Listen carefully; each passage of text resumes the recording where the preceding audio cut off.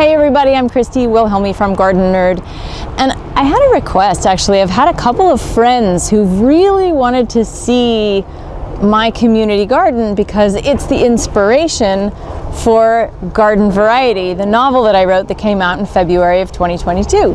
And while this story is completely fictionalized, there is a lot of it that is based on some real stuff that goes on here at my community garden. I'm here in my plot at Ocean View Farms, and I thought I'd take you on a quick tour of some of the interesting features that may overlap with some of the stuff that happens in Garden Variety. Let's take a tour. So behind me is my plot. It is roughly 15 by 15 feet, and I have four 4x4 raised beds. You've probably seen this in other videos. Right now I've got fall stuff planted, so let me take you on a tour of that.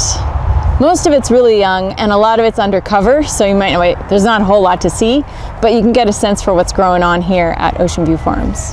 I'm growing potatoes in this bed that is basically an in-ground bed, and it's surrounded by volunteer nasturtiums and some other stuff that's kind of random and just getting started as the weather cools down, because that's what happens here.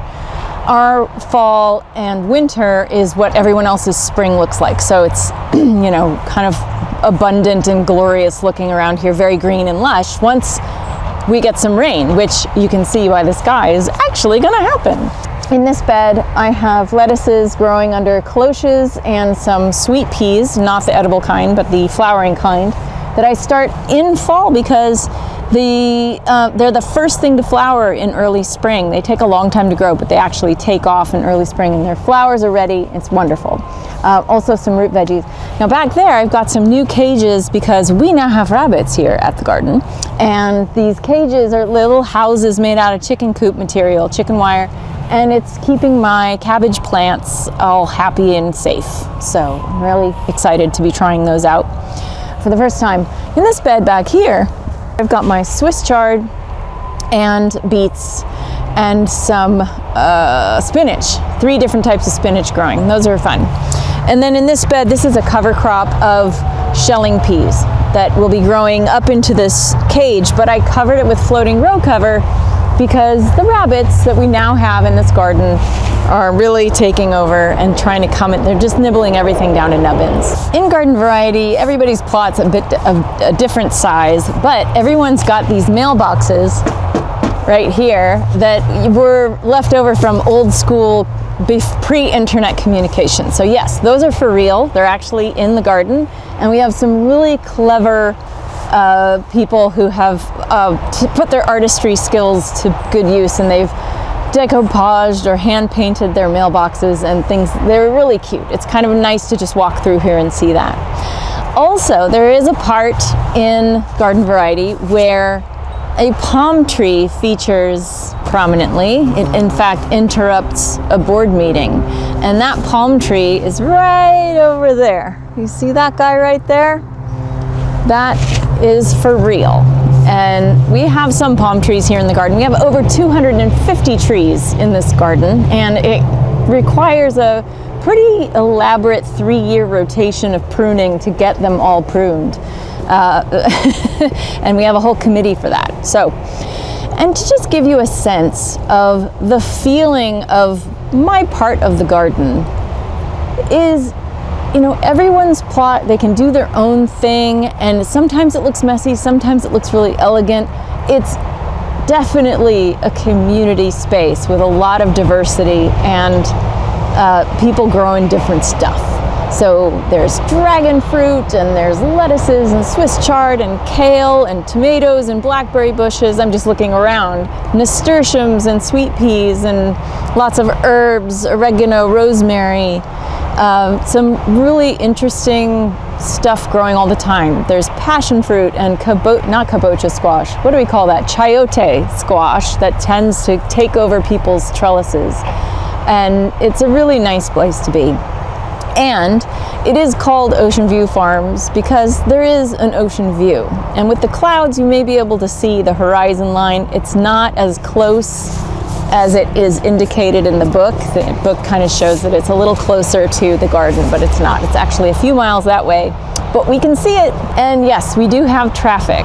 So I have gotten to the point where I don't hear the road noise at all, but occasionally there's some kind of crazy crash out there, and yeah, we all hear it, and some of us, we'll walk over and see if everyone's okay. Sometimes call an ambulance if we need to, but that's just kind of it's par for the course, having a garden in a city. There are other parts of this garden that made their way into the book as well, though adjusted and fictionalized in a lot of ways. But we have a big tree in the middle of the garden it's a pine tree, but it became a magnolia tree in Garden Variety.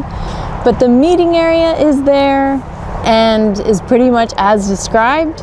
And the composting area, where a very particular encounter happens in Garden Variety between Lizzie and Jared, is definitely there. One of the reasons why I wrote Garden Variety is to expound on the benefits of community gardening. This place is near and dear to my heart. When I first started gardening, I didn't have any physical space to garden. I had a balcony and then I got a patio, but not any sun.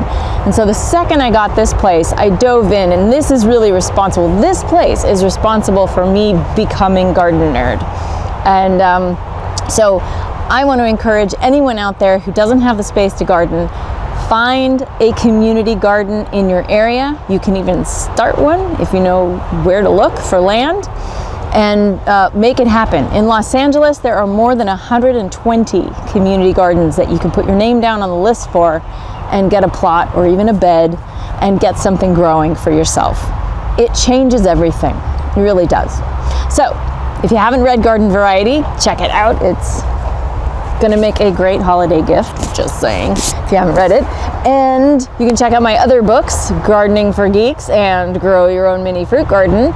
And if you want to see more behind the scenes stuff like this, become a Patreon subscriber to support all the free stuff we do here at Garden Nerd, because I do monthly Zoom hangouts with Patreon subscribers, and you get expedited answers to your burning gardening questions and a bunch of other stuff. So go ahead and check out Patreon and support us if you like. And happy gardening, everyone.